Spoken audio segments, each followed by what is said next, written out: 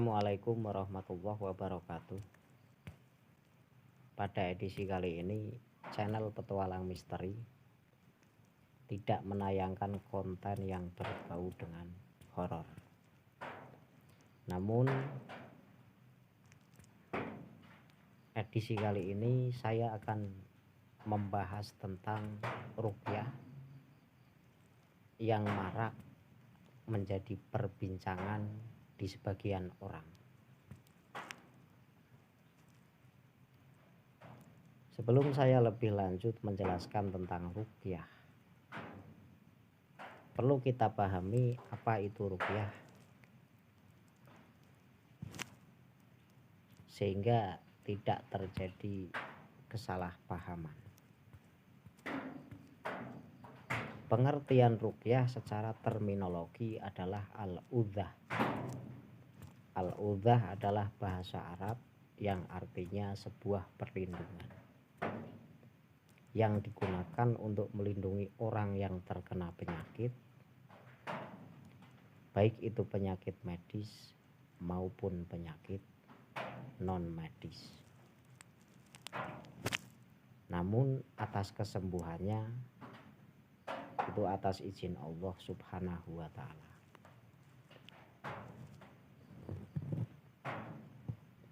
Dan ruqyah itu adalah membaca ayat-ayat Al-Quran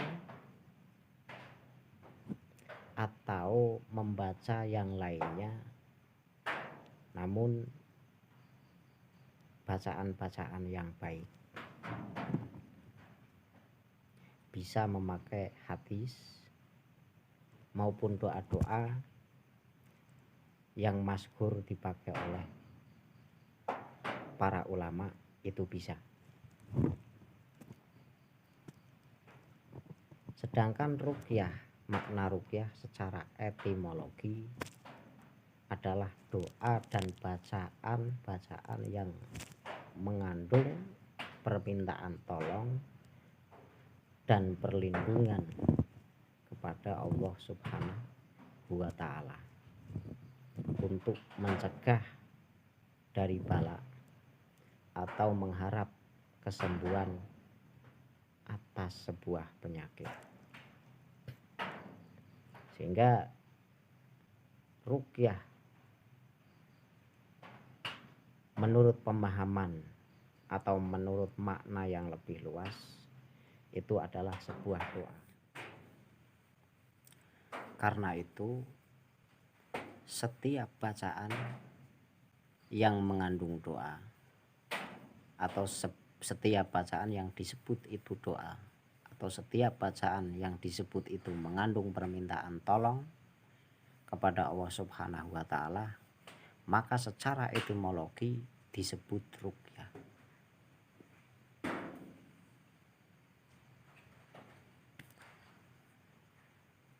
Lantas hukum ruqyah menurut Islam, apakah boleh atau tidak boleh?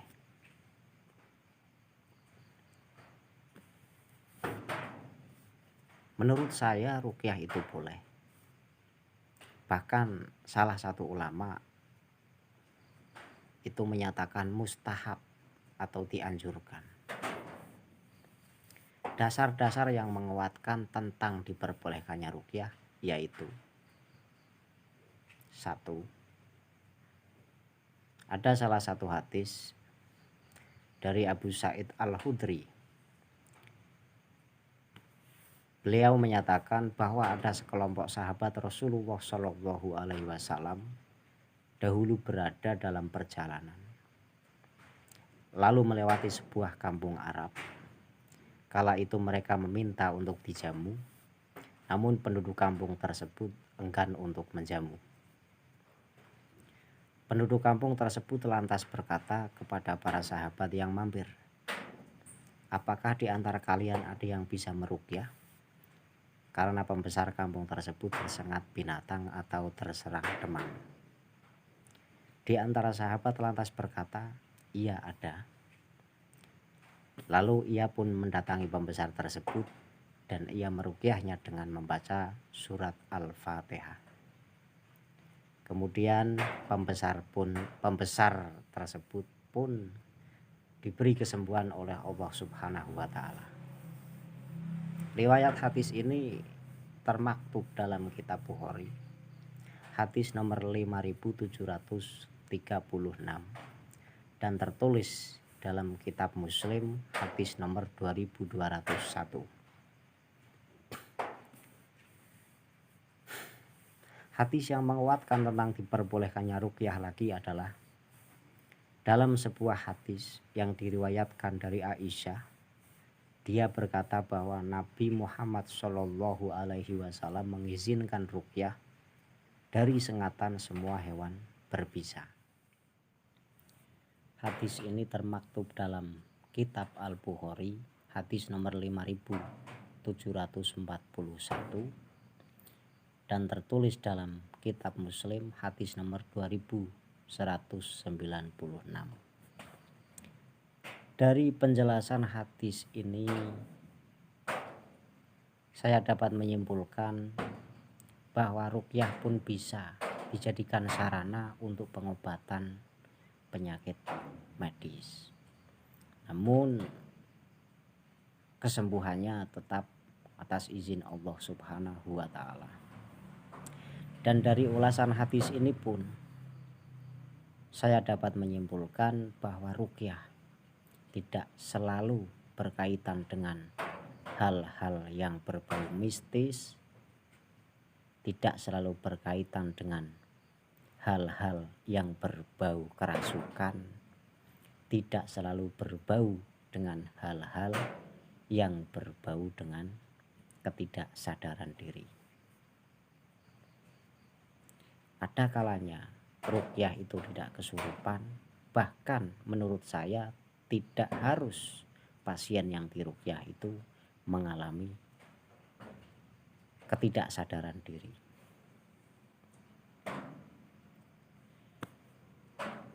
Dasar dalam Islam yang menguatkan tentang diperbolehkannya ruqyah lagi adalah ada hadis yang diriwayatkan dari Jabir. Beliau berkata, Rasulullah Shallallahu Alaihi Wasallam pernah melarang melakukan ruqyah. Lalu datang keluarga Amr bin Hazm kepada beliau seraya berkata, "Ya Rasulullah, kami mempunyai cara ruqyah untuk gigitan kalajengking, tetapi Anda melarang melakukan ruqyah. Bagaimana itu?" Lalu mereka peragakan cara ruqyah mereka di hadapan Rasulullah Shallallahu Alaihi Wasallam. Maka beliau bersabda, "Ini tidak apa-apa."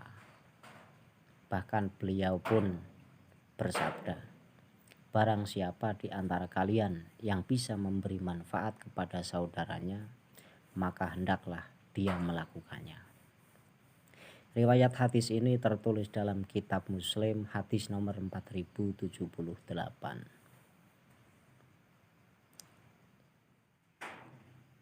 Hadis lain yang menguatkan tentang diperbolehkannya ruqyah, yaitu di penghujung kehidupan Rasulullah Shallallahu Alaihi Wasallam, dia dalam keadaan sakit. Dia meruqyah dirinya dengan membaca Al-Mu'awwidzat. Ketika sakitnya semakin parah, maka Aisyah yang membacakan ruqyah dengan Al-Mu'awwidzat tersebut. Hadis ini tertulis dalam kitab Al-Bukhari, hadis nomor 4085, dan tertulis dalam kitab Muslim, hadis nomor 2195. Dalam hadis di atas tersebut Al-Mu'awwidzat, maka yang dimaksud Al-Mu'awwidzat adalah 3 surat Qul a'udzu birabbin nas, Qul a'udzu birabbil falaq, dan Qul huwallahu ahad. Dari hadis-hadis di atas hendaknya menjadikan penguat bahwa ruqyah itu bukan hal yang aneh, bahwa ruqyah itu bukan hal yang lucu, Namun ruqyah adalah pengobatan yang sudah ada sejak zaman Rasulullah Shallallahu Alaihi Wasallam. Metode ruqyah dari tahun ke tahun selalu berganti-ganti, karena ruqyah itu masuk dalam bab atib, maka ruqyah itu tidak monoton metode dan tata caranya. Namun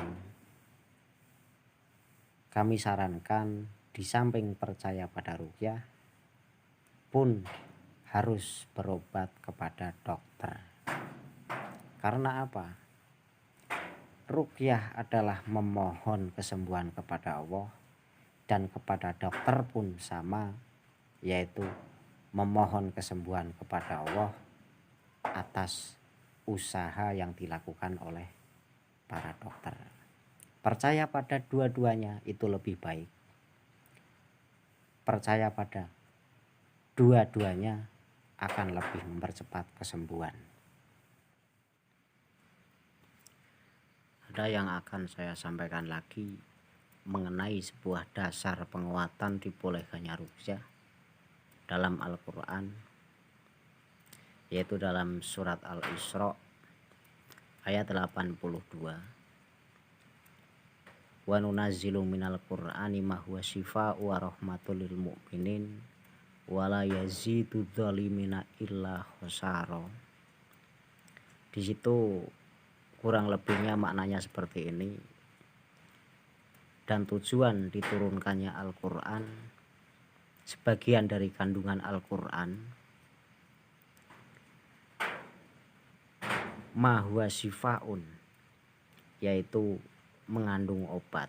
Al-Quran bisa dijadikan obat, warahmatun, dan juga sebagai rahmat,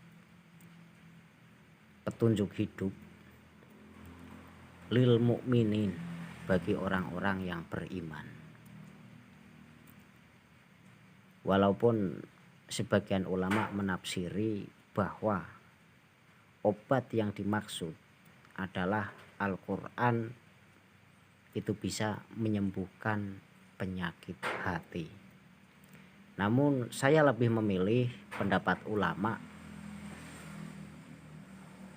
yang meyakini bahwa Al-Quran pun bisa dijadikan sarana penyembuhan, tidak hanya sekedar penyakit hati. Saya lanjutkan ayatnya. Wa nunazzilu minal qur'ani ma huwa syifaa'u wa rahmatun.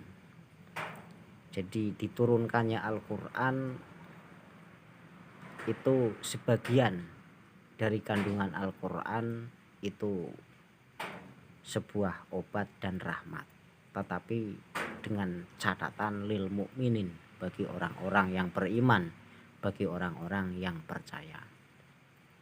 Wala yazidu dzalimina illa khosara. Namun tidak akan memberikan tambah kemanfaatan bagi orang-orang yang zalim, kecuali justru Al-Quran adalah menjadikan kesengsaraan.